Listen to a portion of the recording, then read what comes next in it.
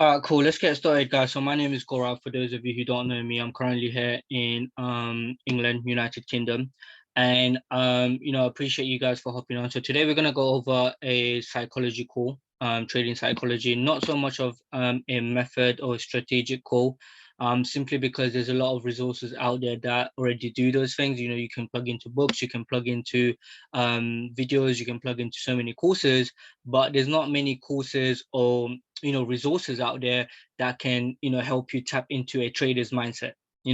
How does he or she think when they're on the market, or what did they have to really become, who did they have to leave behind for them to become the next better self. Who did they have to leave behind to become the next 6-figure, 7-figure, 8-figure trader. And then this is what we tried to do. So this is our season 2, episode 1. Last year, so sorry, 2 years ago we did the season 1. I couldn't have anticipated who we had on the call, but we went from being interviewing or having special guests around the community, all the way to having hedge funds who held like 28 billion pounds in their account, all the way to an author, and someone who actually worked on a Wall Street and got done for insider trading and everything. But it's all cool. So that was season 1, and I'm really looking forward to season 2, because I really don't know what's going to happen. Okay, although I'm the host, although I hold the calls, but I don't know who's gonna come through. And today is a very special one as well. Someone that I hold really I look up to as well. So it should be an interesting one. But just before we get into that, I do have some house rules, some intros to go over. So first things first, there are a couple of things that I am gonna require from you guys. Okay, I am gonna require you guys to respect everybody on the call. Okay, so no messaging through, or do not disturb anybody who's talking. And also really just focus, 100% focus on this. You guys giving up your Friday night for this, especially here in UK. So it's a Friday night, so there's this opportunity cost attached, right? You could be out partying, you could be out with your friends, your family, but instead you're here, you're plugged in, and you're looking to level up your trading. So really be focused. Do not be on social media at the same time, do not be on YouTube at the same time, kind of thing. So just plug in and have your pen and paper ready. Okay, as well as that, let me also get into this. So this is a free call, as you guys know, but if you're in a situation where you can give back to the community, this is a great cause that I hold close to my heart. It's the Children's Air Ambulance here in the UK, where if a child is too sick to travel, they literally fly them out, either the doctor to the child or the child to the doctor. And this is a charity, and what I like about them is they're not government funded. They literally have to grind for them to get their helicopter up. So if you're in a position to contribute back to the community, I suggest you donate back to them. It's a great cause, as I said, and you can look at it as a cost to the core if you got some value to it. Okay. So now I am going to bring about the, let me load up the chat as well. Okay, cool. So I'm going to bring on the guest. All right. And this is, as I said, this is someone who I've kind of got to know about a year-ish. And how I got to know him was when I was in this Telegram chat, and he posted this around April 2021. Now I'm not sure if he has started his own company yet, but when I saw this, obviously it attracted my attention, and I kind of kept a screenshot for motivational purposes. And this is the same reason why I'm showing this. But this is where we can already see the difference in his mindset, because a lot of traders, especially in these communities, guess what they would do? They would just drop this. All right, they would drop number one, they would drop their days in profits. Okay, and you won't hear them, you won't hear them in like their losing days. Okay, number one. Number two, they will just drop the figures. But what I really liked about John was that he actually broke it down, and he left some nuggets. So he said, focus on your craft, put 10,000 hours into the charts, and the results will come. Don't rush the process, right? And he said he started trading about a year ago. So this must have been 2020. But again, correct me if I'm wrong once you're on, John. You can achieve the same. Just focus on your psychology and the skill set. This is a marathon, not a race. And then, he went from 500 to 3K, then that 3K to 20K. And after that, he just, he proved himself to handle capital, hence why the hedge fund came about. So he can talk about that later on as well. And then since then I'd really just been focusing on doing that myself. And I'm a byproduct of just reading that. And I can 100% believe, and I'll say this, that you're going to change after this call, because I did. Okay, I did, in a sense of when I literally got this nugget from him, I changed. So I 100% can tell you, listen, go get your pen and paper right now, okay? Because I'm about to bring up the main man. All right, I'm about to bring up the main man. Let me see if I can bring him up still. Right, I should have done that. Wait.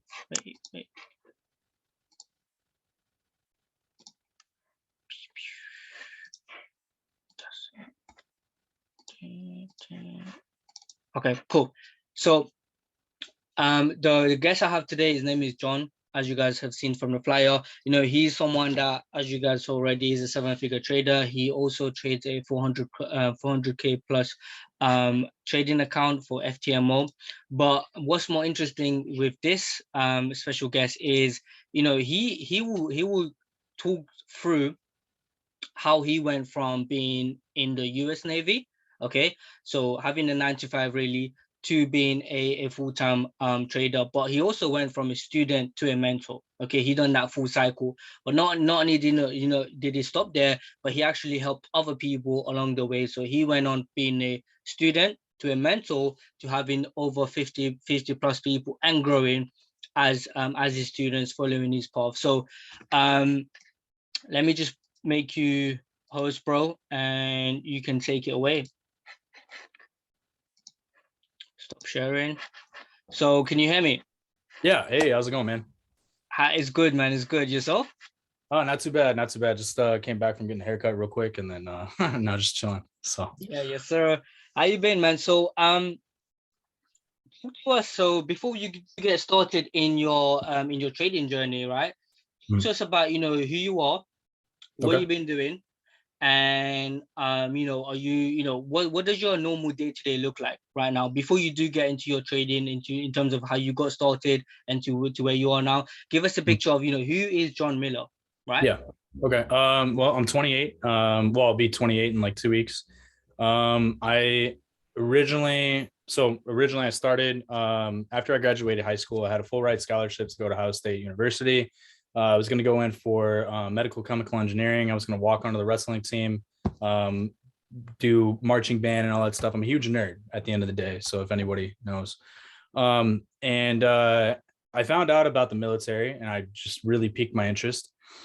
So in 2012, I wanted to become a Navy SEAL ever since I was 15. So I started training to become a Navy SEAL. Long story short, never got the opportunity to go to BUDS itself, but I did go into the Navy for 10 years. I trained for 10 years. The biggest thing is a lot of people, the thing with the big Navy is there's a quota and there's only allowed to be a certain amount of SEALs, or basically a certain amount of SEALs per year group. So when I joined in 2012, they were overmanned for the amount of SEALs. So I never got the chance to go. Instead, I ended up working on F-18 Echo and Foxtrot Super Hornets as an aviation electrician for the past 10 years. I did 9.5 years active duty. I've been to South Korea, Guam, Singapore, most of South America, like Chile, Brazil, Peru, Mexico, stuff like that. And then, I ended up finding out about trading like about 2.5, 3 years ago now. And it completely just changed my entire life. I decided to get out of active duty. I'm now in the reserves for right now. So the reserves, I just have to show up 1 week in a month, and 2 weeks out of the year. So, yeah, basically just a huge military guy. And hobbies, it can be anything from painting to, I mean, I shoot for the Navy marksmanship team, so I'll go out shooting all the time, working on my car, working out, whatever the case is. Like, I always like to stay engaged, whether it's skydiving or it doesn't matter. I like to pick up new things and just keep myself as busy as possible. So usually average day for me, I'll wake up usually, so I'm over here in California, originally from Ohio. But average day for me is I'll wake up around 2300. I'll usually trade the Frankfurt session for the first like 3 or 4 hours. And then after that, I'll take a nap, wake back up around 5, and then hit into New York session. And then after that, I'll trade that till about 10-ish in the morning. And then from there, I'll usually go back to sleep, wake up, hit the gym, and just travel, just do whatever I can to stay busy, like I said. So Nice. That's pretty cool, man. That's a good day and good week right there. This is funny because I wrote down sniper because obviously I can see, you got that little photograph thing at the back there. Oh, this is actually last year it was I had my team. It was our first year competing as a team for the Navy marksmanship team. And we placed second out of the entire Pacific coast. So that was pretty cool. I got a bunch of other fucking awards and shit like hanging up on my wall over here. So Nice. that's just all from the Navy and everything. But so yeah. Okay, cool. So I guess we talked a little bit about sniping in the Navy. Let's talk a little bit about sniping in the markets because I know you're a killer there, right? Because I saw obviously I think you and your team killed EU last week, right? You had amazing We results. last week, literally first day of the week, we ended up banking out 51.88% return on one trade. It was a kind of a slow week. I didn't really take too many trades personally. I knocked out that one on Monday, and then was it yesterday? No, yesterday I banked out 9.43 R&R. And then this morning I did take a couple L's trying to get into shorts. Accidentally fell asleep and I completely missed my entry for the short trade, but it did short and I was like, motherfucker, I was so pissed, but is what it is. And I mean, at the end of the day, you're going to take L's here and there. So it's just, all that matters is your risk management at the end of the day. So 100%. Let's put a pin on that because we're gonna come back to that mindset in a bit. But so now I guess let's talk us through in terms of because you even like seen the difference between how I saw you last year. Like literally, if you was to say we're in April right now, 2021 to 2022, you're different, John. Do you get what I'm saying? So last year you weren't talking like this. You weren't talking about how you guys as a team were doing this, how you as the company is doing this. I guess you were still trying to figure out yourself. Yeah. So take us through that journey in terms of, how you got approached to trading, what did you do, what did you not do, and then, bring us to date, I guess. Yeah, for sure. So I always wanted to get into investing. That was like just a really big thing I wanted to kind of dive into. So I started studying stocks because I mean, everyone knows I didn't even know Forex was a thing. So at the time I started studying stocks and I was like learning about ETF, this, blah, blah, blah, mutual fund, whatever the case is. And I mean, I was buying all these books, Bill Gates, this, that, the other. And honestly, it never made sense to me. I mean, I I got the stock investing book for dummies and I still didn't understand what the hell I was reading. It never truly clicked and it never registered with me.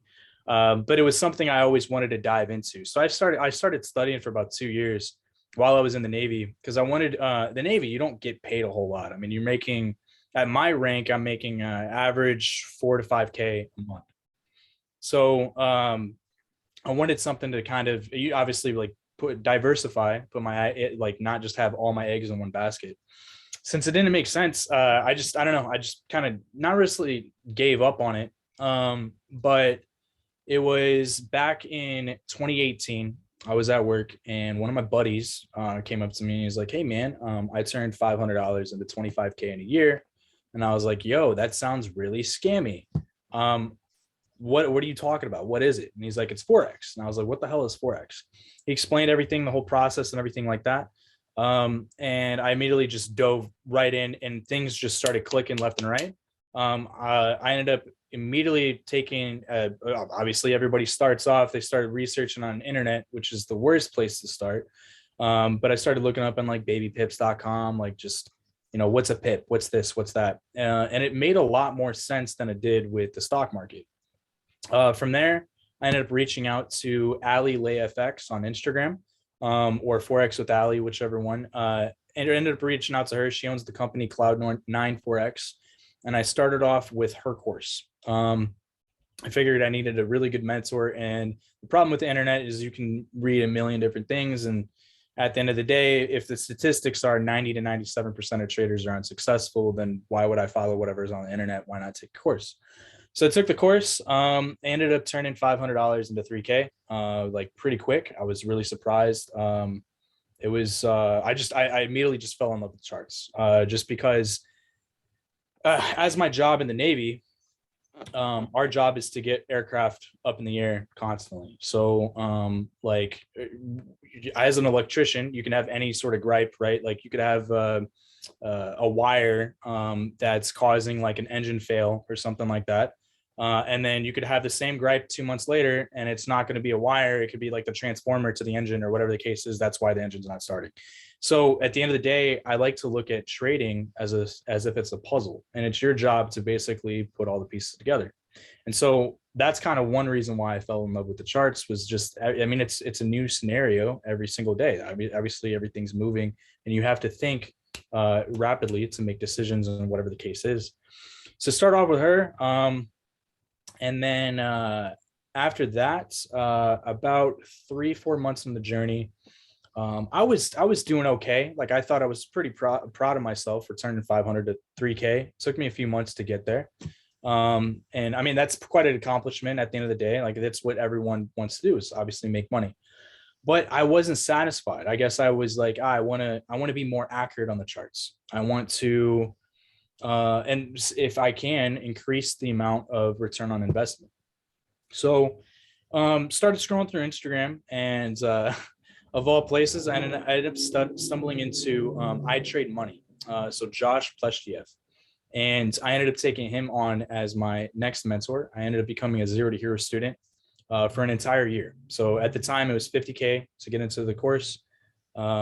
And so I got in, and there was only 5 of us, 5 Zero to Hero students through that entire year.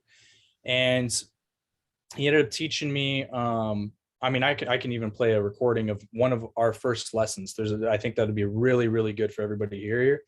But that first week he showed it, so basically he would do one-on-one mentorship lessons.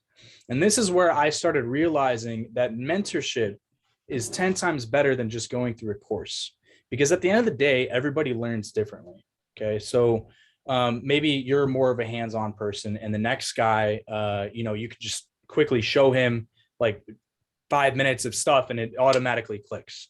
So for me, I'm more of a hands-on person. That's what the one thing was, is with the mentorship, the one-on-one mentorships we would do, is he figured out my personality and the way that I perceive things. And he explained it and broke it down Barney style in a way that it would make sense to me. So my very first week that I ended up learning from him, I ended up taking that 3K up to 19.5 in a week. I'll go ahead and play that real quick, and then I'll kind of dive into a little bit more. But it's I think it's gonna be a really good for everybody to kind of hear just basically where I started. This was recorded April 3rd of 2020. If you go back and look at that, you'll literally see that was me perfecting the micro movements. Yeah. That's what that was.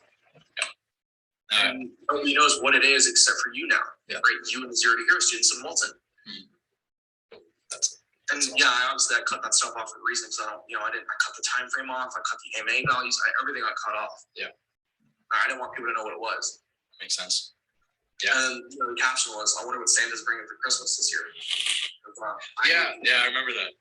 Yeah, because that was a little inside joke. Mm-hmm. I was like, yeah, Molson, this is what we got for Christmas. It was this amazing new way to trade. Yeah, that's awesome. And this isn't something me and Wilson have been trading now since, or I introduced it. Wilson, I told you about this in October. I've been doing this since July. So I've been on this for damn near 10 months now, June, July timeframe. And Walton's been doing this since October. Wow. Right. And so we've been doing relatively well with the positions we're able to take and what we're able to achieve. Yeah.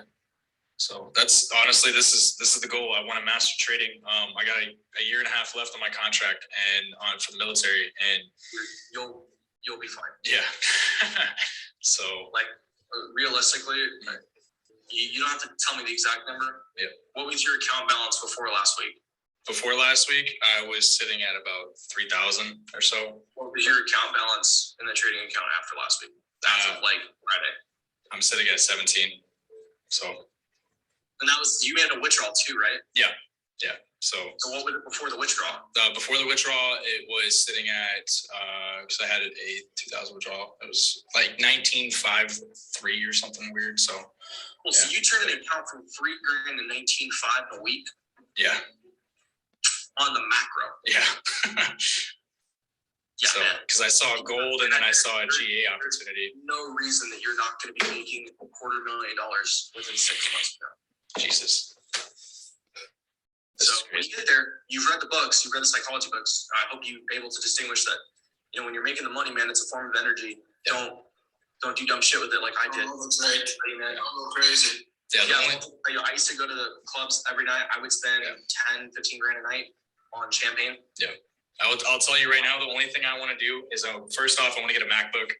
Then I want to get a house. And then after that, I just want to be able to support a family.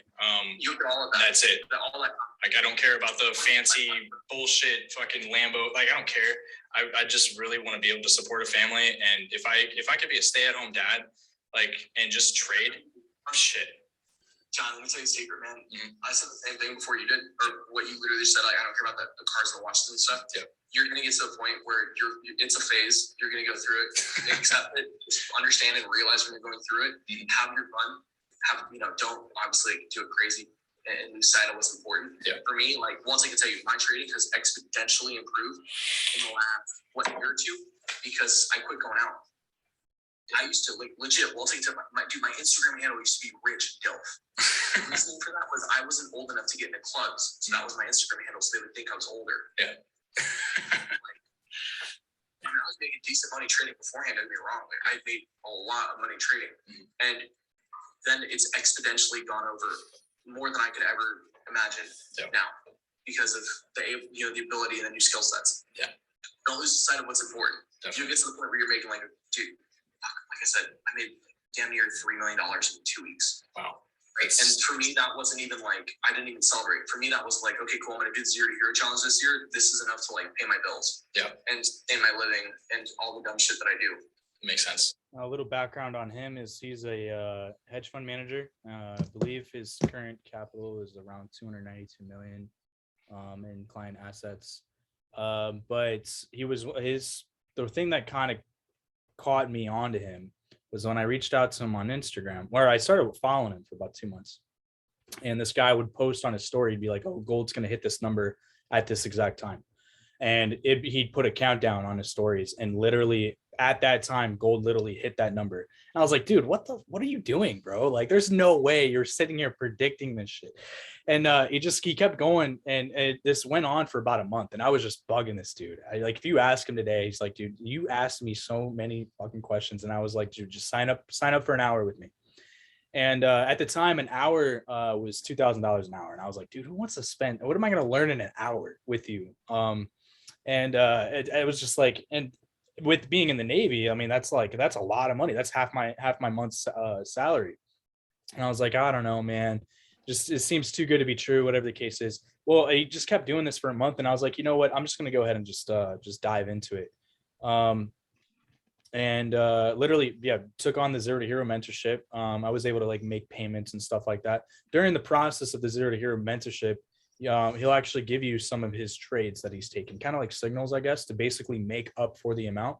And then after that, by the time that you've made up the amount that's owed for the course, you're now profitable, and you already have like the knowledge that you need necessary to continue forward. So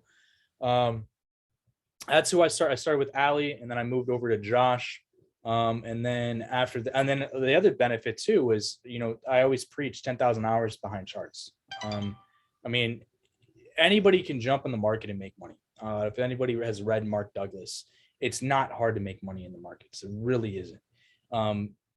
But at the end of the day, it comes down to that discipline and that focus. So, and also, I mean, putting the time in. At the end of the day, 10,000 hours behind working on perfecting your craft will make you a master in that craft. And I'll even say that I have well over 10,000 hours behind the charts. And even to this day, I'm still learning. The way that I like to view it is no matter how long I've been trading for, whether I've been trading for, 5 months all the way up to 10 years, at the end of the day, there's always something to learn and there's always something you can improve upon, no matter what it is. Hey, bro, let me just stop you there for a second, though. Yeah. So Yeah. so those three goals that you mentioned in terms of the MacBook, the house, and the family, have you now achieved those? Yeah, I've achieved everything except not the family part. We're kind of taking it slow right now, and have kids when we're both ready. But yeah, been able to achieve all of it, which is awesome. Awesome. So because this is an important point, right? So now that you have achieved your goals, you're still putting in the hours. Yeah. Okay. Because a lot of people, a lot of people think that, oh, I've achieved it now. I'm a master of it. You know what I mean? I made the money kind of thing. But you kept humble. Yep. How important is that? Very important, because the thing that I teach to all my own students is that, well, actually, this is something that I don't know if anybody on this call will care, but you are not in the market to make money. Okay. That is the number one worst mindset you can have as a trader, which sounds weird, right? Like obviously everybody that's trading is here to make money in the market. But I promise you, if you change that mindset and completely walk in the market and you how do I explain this? Do not think about the amount of money you can make on a trade. Instead, focus on the chart and the skill set behind it. The money will come at the end of the day. That's what I tell everybody is it's put the time in, focus on the skill, and the money will come afterwards. So when I'm entering a trade, I'm not thinking about, I don't even look at my targets until after I've gotten into the trade. I don't care because at the end of the day, like I'm not going to sit there and distract my mind like, oh, I could make, 10 G's on this trade or whatever the case is. There's no point in doing that. You're going to walk into that trade with a warped mindset at the end of the day. So, that's one of the biggest things that I walk into is I don't care about the amount of money I make. What I care about is just the analysis behind everything, as I think this is so interesting. Another thing too is a big psychology tip is with everything, but especially with money, energetically, because money is it's a tool and it's an energy. Energetically, it catches momentum fast, which is why sometimes when you're making money, it comes faster than you can count it. But when you're losing it, no matter what you do, is you can't stop the leaks. Okay. What you focus on expands. So if all you're focusing on is the losses, then the more losses will come. At the end of the day, it's coming down into confidence and pulling the trigger on your bias, obviously not marrying your bias, but realizing in the discipline to not go trigger happy, realizing that money is a form of energy and it's just a tool. And at the end of the day, trading is 100% psychological. Your personality will reflect itself off the charts at the end of the day. So, obviously everybody knows revenge trading. You had a bad day at work, whatever the case is, and you walk back in and you try trading and then you sit there and you blow your entire account, whatever the case is. That's the biggest thing is what you focus on expands. If you're having a bad day, don't get on charts. If you take a loss, just walk off charts, just come back at it later. The charts are always going to be there at the end of the day. Your life shouldn't revolve around them. And you shouldn't force yourself to get in the market when you don't feel the need to. If I'm having a really rough week, I walk away for the rest of the week. I'm just like, all right, cool. I took a couple L's and I'll just come back next week, more positive, more refreshed, more back in the game. So. Cool. Let me just bring you back to your journey. So you went so after Josh. So tell us a little bit about, what happened after Josh. Okay. And at the same time, you was talking about how you shouldn't focus your mindset on the money. Now, everybody, as you said yourself, right? Everybody who started on this journey wants to make money. So how did you go from trading for money to trading not for money? So after Josh, well, basically, mainly I stuck with Josh for that entire year for the Zero to Hero program. After that, I ended up diving into the charts kind of on my own, and tried out my own like different strategies that I thought would possibly work. But I put my own money on it because anybody could trade a demo and like, oh my God, like we're making all this money, whatever the case is. It's at the end of the day, the strategy really works when you're using live capital. So something that I like to do is something that I use to work on my psychology is I'll start with a baby account, and I'll literally stress test whatever new strategy that I've learned or implemented or whatever the case is to the max to see how accurate it can be used for the future.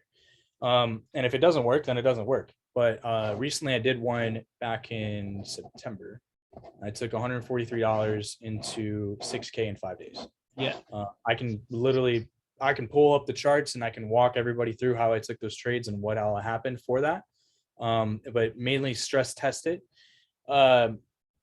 From there, I just basically dove more into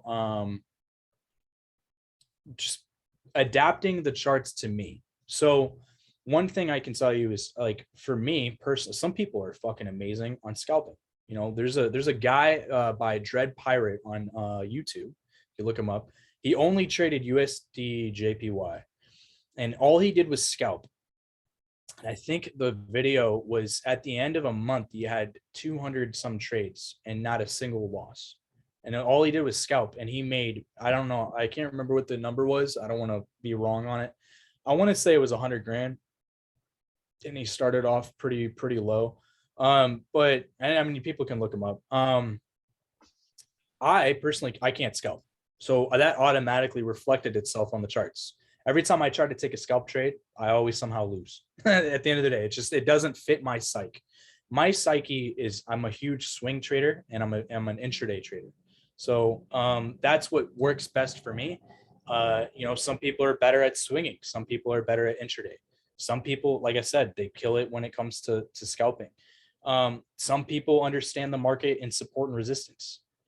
Some people understand the market and there's a guy that trades a $10 billion account and all he uses is trend lines. Like, you know, I mean, it's whatever fits and works for you. Cause at the end of the day, there's no one holy grail method of trading.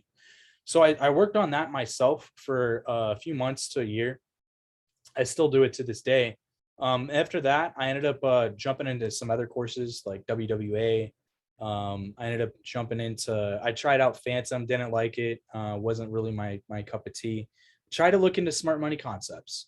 Realized with smart money concepts, I was taking a lot of losses with that. I'll explain more on that here in a second, because that's like the new big thing. Do you do smart money concepts? Like, yeah. After that, I ended up meeting Sam. He goes by Mr. Sketchy Wyckoff on Instagram. Took him on, did a couple calls, one-on-one calls with him. He ended up showing me some things. And then from there, ended up doing some of the some lit trading. So if anybody heard what that is from Room FX, liquidity inducement there. At the end of the day, I took all of that, and even still, like, I mean, it's the weekend. I don't really have too much going on this weekend. Just gonna hang out with some buddies. We're gonna go watch the fights. There's a fight tonight. But other than that, like any of my free time this weekend, I'm gonna be on charts and I'm gonna be back testing as much as I can, because there was trades that I missed this week that I should have taken. There was trades that I took some L's on that I shouldn't have taken L's on. But at the end of the day, it's all a learning curve.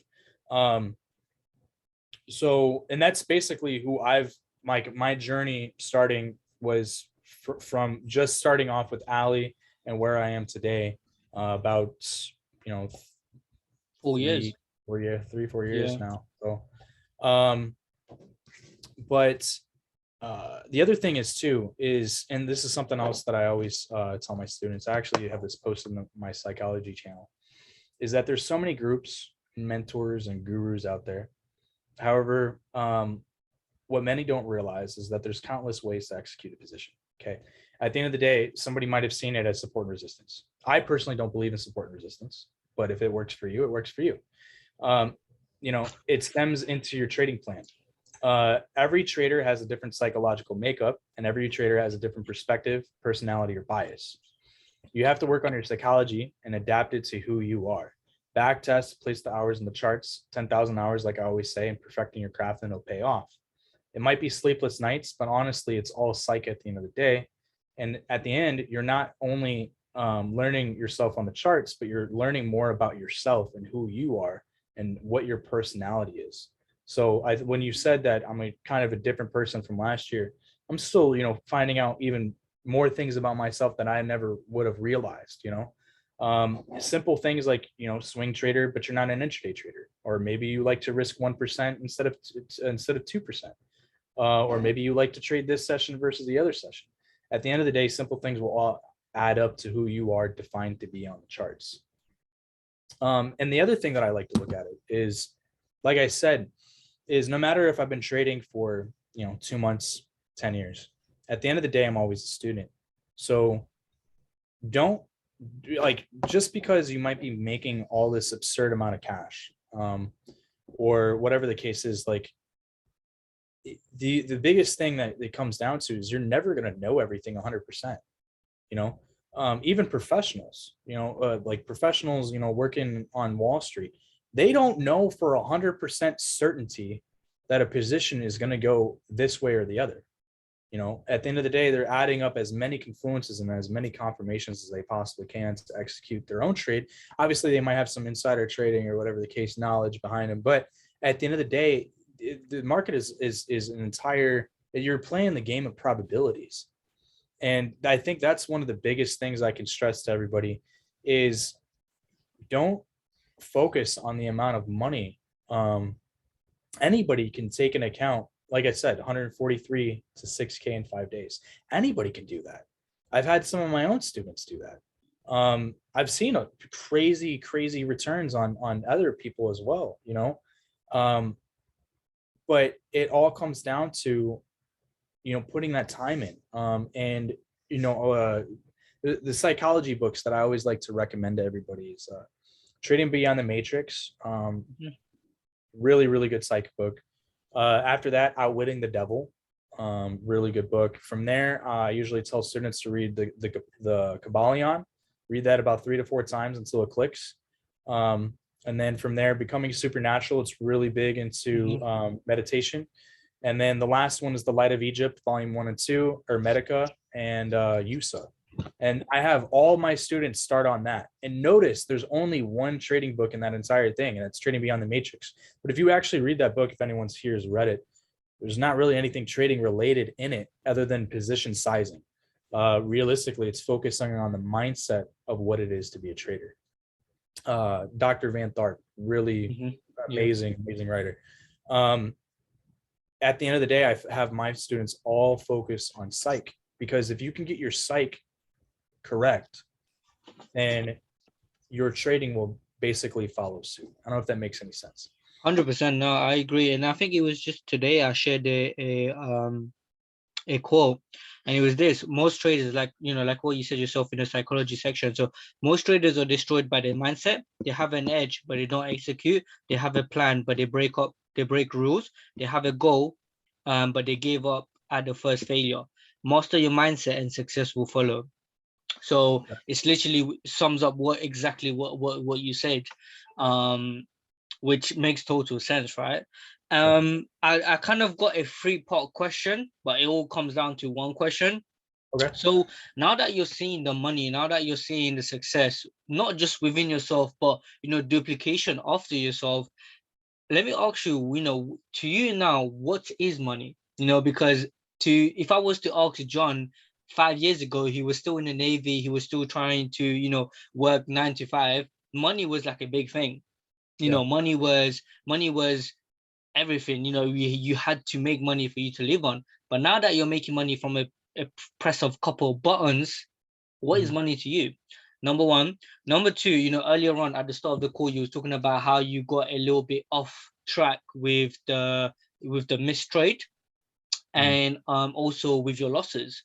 Okay, so that's your second and your third part. So your second part is, how do you deal with yourself? What sort of your routines you have when it comes to missed trades? Because I know I sometimes, especially, you talked about small money, when you refine your entry, you do get a lot of missed trades, okay? Because you're waiting for those exact position for the sniper trades with no drawdowns, you do get those a lot of missed trades. So how do you deal with that? And especially if it's sitting on like a 1 to 500 R&R, right? Like, you're pissed. Yeah. So number one, number two, with losses as well. So how do you deal with that? Okay, so number one, with money, at the end of the day, I view it as just a tool. I view it as like I said earlier, is just its energy. So if you like something that is really keen is I think of as money as a material and an immaterial thing. So something that's the CIA actually did a report on manifestation. It was released, I think declassified about 10 years ago. And they actually were able to prove that the law of manifestation is a real thing. So if I'm sitting there and I'm, thinking broke or acting as if I don't have money, or I'm always just, God, I just, I wish I had money, or whatever the case is, and blah, blah, blah, blah, blah. Money's not, it's not going to come.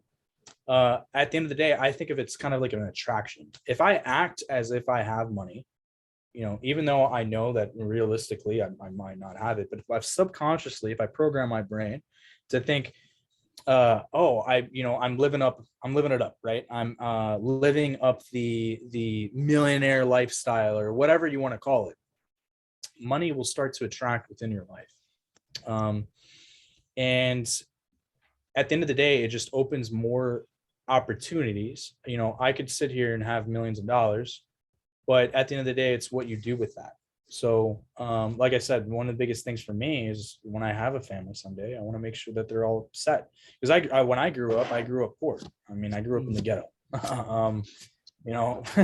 Having like, PB&J, ramen noodles, and maybe some mac and cheese, and we'd have that every fucking day of the week. So drive-bys every night, all that other stuff. Like, that's where I grew up. So I didn't grow up with money. And now that I have it, like, it's cool, but what's the point of flashing it at the end of the day? You just look like an asshole. Like all these people, like, I'm not going to call out traders' names, because that's not who I'm about. But there's a lot of people that you can look up on Instagram that are sitting there flashing their Lambos, flashing, oh, I made this much money supposedly, and like whatever every single day, supposedly doing this, that, and the other.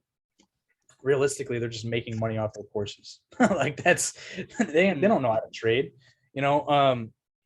At the end of the day, like, there's no point in flashing it. There's a lot of people that you probably don't even know that are around you that might be millionaires, and you would never know it. They just wear jeans and a t-shirt. They might drive a beat up old car, right? Like, you would never know. And I believe that's the way that you should really kind of do everything in life. Is what's the point of getting people's attention? There's not, and that's kind of how I view money at the end of the day. Is just it's just an energy, and if you think positively and you act like you have it, it's going to come within your life. I don't know if I'm making any sense there, but it's kind of like I don't know if it's just kind of how I view it. It's a material object, and it's just a tool. That's all it is. If you think of it anything more than that, and you can start coming down in credit card debt, this, that, the other debt, whatever. Just think of it as a tool, and what opportunities it can open for you in the future. As far as the second question was it losses? Or that was the third one. The second was, how do you deal with missed trades? Missed trades. I get really mad. I throw my MacBook against my wall, and no, I'm just kidding. I miss trades constantly. It happens. At the end of the day, I take it as a lesson. So one of the other things is coming down to confidence and pulling the trigger. And sometimes I'll see that trade, and it'll come into my zone, or it'll come into my inducement, or whatever the case I have mapped out on my chart. And sometimes it's a confidence issue, is what it is. And you get scared and you never press the trigger. It's like, I mean, at the end of the day, entering trades on 1 to 2 pip stops it's kind of scary sometimes, you know, like yeah. I mean, it's very, especially when you're risking 1%, it's very easy to continuously like enter like 10 trades at once on 1 pip stops. You lose every single one. You're down 10%. So missed trades, they happen, and it's going to probably continue to happen at the end of the day. What I like to do is I go back and I will literally back test it, and I'll literally write it down. I'll take screenshots of the chart from whether it's the 4 hour moving all the way down into the 5 second time frame, and I'll screenshot every single one and I'll put it in a folder. And I'll look back at it, you know, months from now or whatever the case is. But I always like to treat every missed opportunity as a lesson. Try not to repeat it again in the future. Like this morning, there was nothing I could really do about it. I just fell asleep. So I was just really bored and staring at charts, and I just knocked out. Yeah, like I said, just I treat it as something to improve on in the future, basically. If I miss it, I miss it. I'll just move on to another pair. At the end of the day, you can be just as successful with one current. Like there's a lot of people that trade 20, 30 freaking pairs, and I just don't understand it. And like I said, trading is personality. Well, every pair has its own personality. GU is completely different than EU, right? They have their own levels. They have their own, like everything on there. And so I like to think of it as it's their own personality. So realistically, trading 20 pairs isn't really cool. I trade 1 to 3 during a given week. At the most, I have 10 pairs that I look at, which is a lot. I recommend most people to stay between 1 to 5, or just stay with one. One currency pair is all you need to be successful. Maybe you only trade gold and you're successful with it. Cool, stick with it. If you're good with it, why pick up and add on like GJ? There's no point. So for me though, is if I do miss an opportunity, and I will, since I trade usually 3 pairs a day, I will usually swap to another currency, and I'll try to scout another opportunity to present itself. If I miss everything, then I miss everything. You know, I go out and I just live my life, enjoy my life, whatever the case is. Another trade will come. You know, market's always going to be there. There's always going to be a trade opportunity, no matter what. Now into the losses. Okay. At the end of the day, it's not about the amount of pips you make. Everyone's so obsessed with, oh, I made 3,000 pips this week, or this guy made 1,000 pips this week. But you know, if you're taking a trade with 100 pip stop loss to make 300 pips, you know, that's a 1 to 3 R&R. It's, yeah, you're making money, but that's kind of trash in my opinion. You know, who wants to enter a trade with 100 pip stop? So what I focus on is I focus on the amount of ROI per position. So I have a trade position tool that I use. And when I enter in the trade, it will execute that particular lot size, whether it's like, you know, 4677 or some really weird number. And that is 1% of the entry and the stop loss value, right? You can, I mean, my FX book has a position size calculator. You can, there's the Steno app, you can use that. And that's what I focus on, the percentage. I could take 10 trades in a row. I could have 6 losses. So that means I'm only 40% accurate on the chart. I'm down, and each trade is 1%. So now I'm down 6% on my account. But what if my next 4 trades end up hitting like 1 to 10, 1 to 10, 1 to 10, 1 to 10? Well, now I made 40% minus the 6% on the 10 trades. I'm up 34% for the week. So that's something that I like to look for. Is it's not about the amount of trades you take. It's not about the amount of pips you take. Is everyone should also focus on position sizing. So when I take a loss, I treat it as a lesson learned, and I'll go back. Why did I lose that trade? Oh, I jumped the gun here. I entered too early. I didn't follow my rules. A lot of it will be just I didn't follow my rules and I entered too early, when realistically there wasn't enough price action to truly determine everything. Another thing is everyone's trying to force these trades. There's always an entry going to happen. You know, if you sit there on the 1 minute and the 5 second time frame, you will be able to scout a position at, like, you know, say you miss a lot of trades take a couple hours to set up. And if I miss the initial entry, that's okay. That's fine. It just gives me more validation and more confluences that it's going to go to my bias. So I will just wait for the 1 minute or the 5 second to line up, or maybe even the 5 minute. And once it does, then I'll go ahead and execute from there. But as far as losses, if I'm taking too many in a row, I just recommend you walk away from the charts. You know, usually I don't really have a set amount. So that's another thing too, is don't set goals and expectations for yourself, because at the end of the day, you're limiting yourself.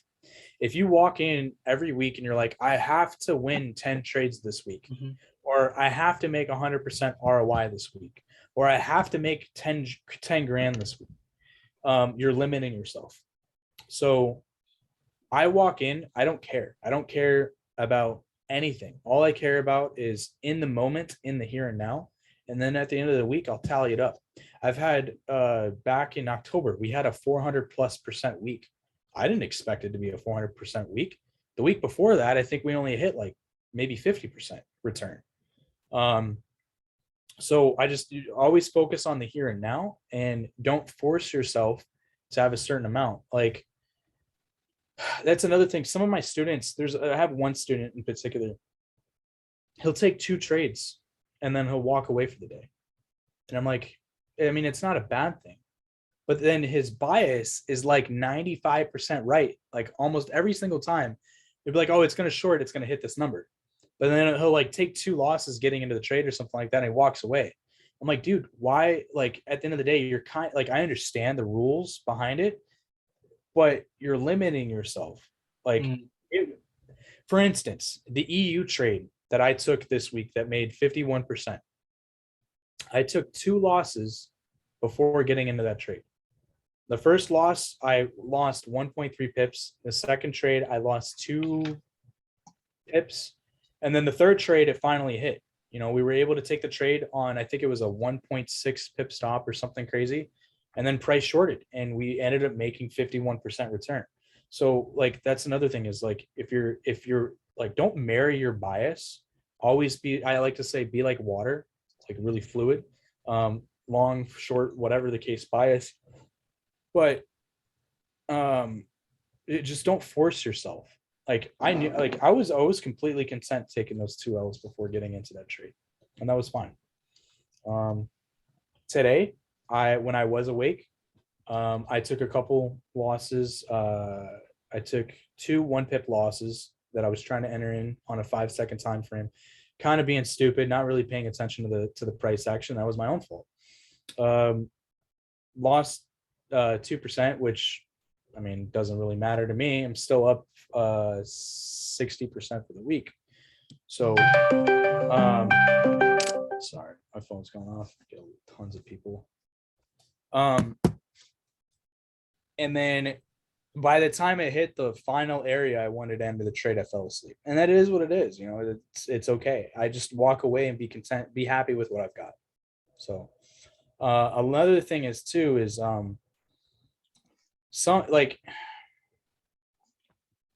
some people have an issue when it comes to swing trading or holding trades. And that itself is just a psych thing. At the end of the day, what I like to is you want to let your good trades run. Always, and another thing is, I always stress partials. Always partial out whenever you can, because if you have $100,000 on the screen, okay, you got, it's blue and you see 100K. Are you going to take that money? Probably not. Reason being is because your mind subconsciously doesn't understand that is $100,000. Whereas if you saw $100,000 in cash lying on the table, you would go ahead and grab that. A little thing here is, why are Americans in particular, or why is most of society in credit card debt? Here's the thing, is when you're carrying cold hard, that's another thing I like to do, is I carry a cash with me. Why? Is because your brain subconsciously goes through a sense of loss when you're giving out that bill out to the cashier, whatever the case is. 100%. So it's a lot harder for you to spend cash than it is to swipe a credit card, because the credit card is just tap, right? Yeah, exactly. Yeah, just tap, whatever it is. You know, all it is, it's just at the end of the day, your brain doesn't process it as if you had that cash on there. So when I'm trading, another thing I stress is, you know, some people get mad and they're like, oh, I closed out early. Don't get fucking mad. You made money. Be happy. Yeah. So what if the trade goes another 300 pips? Who cares? You closed out some money. And that's what matters at the end of the day. So I always stress to cut out partials, no matter what. Get something on the table. And I look at trading, the way that I look at trading now is I look at it either today, I made up enough for a cup of coffee, or I made enough to buy the whole damn Starbucks store. And that's how I look at trading at the end of the day. So yeah, I don't know if any of that made sense, but No, I agree. And it's just like, you know, what I was thinking was pretty much like, wait, I lost it now. Damn. Anyways, it's gonna come back to me. But I remember we're coming up to the 1 hour mark. So I just wanted to ask you one last question before we wrap it up. So obviously you talked about, you know, you help a lot of other students. So describe to us, like, what is your typical student you would like to work with? You know, who does he or she needs to be like? What their mindset needs to be like? You know, when it comes to trading as well, right? So, you know, what's the attitude like? You know, what's the money management like? What's the risk management like? Because, you know, earlier on you were talking about this guy. He could only bear 2 trades and then he would walk off. yeah, But that's not really someone that you can work with, because what you know, we never know if it's the 3rd or 4th trade that's going to make him profit. yeah. You know what I mean? So describe to us what is your typical student, because that is something that we could incorporate within ourselves to then, you know, become like action points that we can then do. And then I believe that's all I've got written down, and I've got some action points that I want to share with you guys before we wrap it up. But yeah, so go ahead and just share that, bro. So when it comes to students, I always vet my students prior. I always do an interview process with them prior. One is because there's a non-disclosure agreement that goes into the stuff that I know to teach. But during that vetting process or the interview process, I always set up a call before anyone ever like does a course or anything for me. It's the same way that Josh did it to me. I didn't realize until I mean, he told me this about a year ago after the Zero to Hero course. Why did he only allow 5 students? Okay. So many people wanted to get into his program and he turned down like over 100 people. So I didn't realize my very first phone call with him, he was vetting me, and he was basically analyzing my behavior and my personality through the phone. And one thing that I do with a lot of my students is, one, positive attitude, 100% positive attitude. If I get on the phone with someone, they're just negative and, you know, like, you know, giving me a sob story about how much money they've lost or something crazy, like, that's not someone I want to teach. I want someone who's what's the word? Proactive. And I was literally thinking that. Yeah. Proactive, that, you know, they understand you're not going to be perfect. You're going to take losses, whatever the case is, but they want to improve themselves. That's what I focus on. It's not necessarily, I don't focus too much on, like, the biggest thing for me when I'm getting a new student is I want someone who wants to improve themselves at the end of the day. And if I don't hear them say that, I usually don't let them into the course, because trading, like I said, it's all about psychology and it's all about personality, and it's going to reflect itself on the charts. And I can't teach someone with a negative attitude. I can't teach someone with this negative mindset. So always the positivity, always the willingness to learn and improve. Okay. Someone comes to me and they're like, oh, well, my goal is to learn just so I can make $1 million. I'm not going to teach you. Like, that's cool. Like, that's great. I'm just not the mentor for you. I'm not here to see how much money you can make. That's not what I'm about. you're going to make a lot of money, but it's all going to come down to you. And if you put the time in, and that's the other thing, is I want to know that that student will put time in behind his work. I'm not going to take some student that only puts an hour on charts, a day, or an hour on charts a week. Like that's not going to happen. I need someone that, I'm not saying sit there and base your life around charts, but at least devote, at least 10 to 20 hours if you can. Obviously, everyone has a different lifestyle, maybe they have a family, whatever the case is.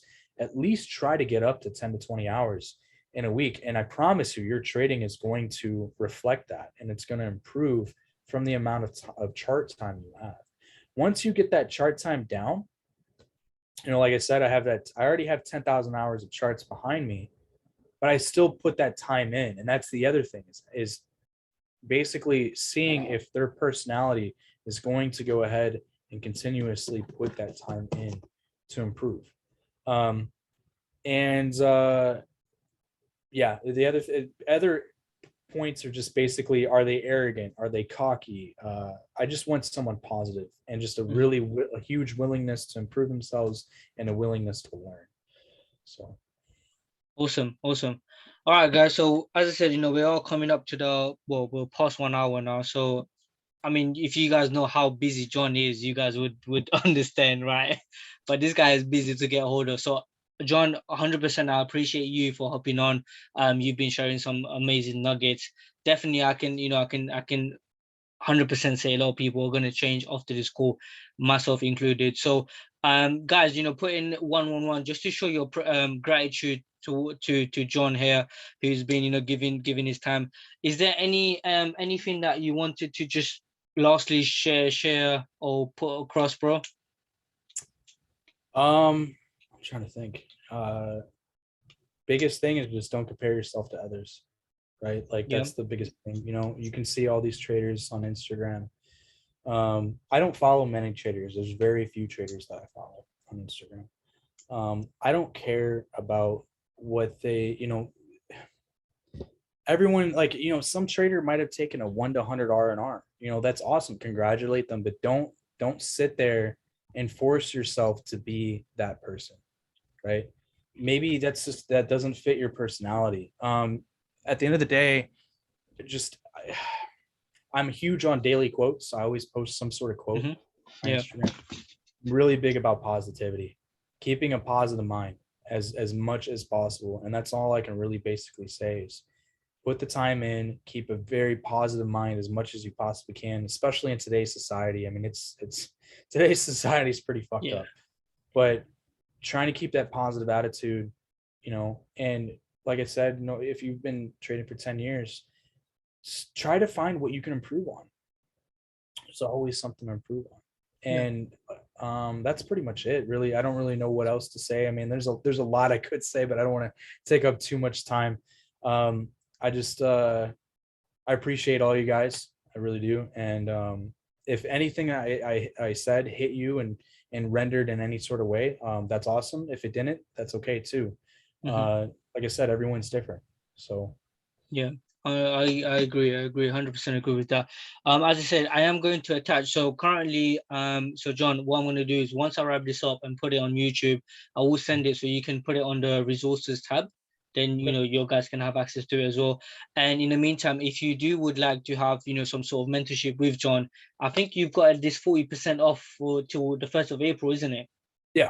Yeah, so I will definitely have this up and running by tomorrow. So the guys that are on here, the guys that are on here, can definitely get access to that 40% off as well. So definitely just plug into that. And even if you just want some sort of mentorship, he's always available. Your IG, I will put it down as well. All everything will be in that description below, bro. But other than that, man, listen, as I said, I'm 100% grateful to have you as my first season 2 episode 1 guest. It's been great. I feel like you've given a lot of action points. My own personal takeaway is to just carry on. So I wrote down here backtest charts, both those that I've lost and those that I missed. So this is something that I already do, but it, coming from you, just adds more value to that. So that's what I'm personally going to do, and I can tell a lot of people got a lot from that. So thank you so much, bro. And thank you guys for plugging in as well. And I'll look forward to the next one. So appreciate you, John, man. Appreciate it. Thank you so much. No worries. Catch you guys soon. Bye.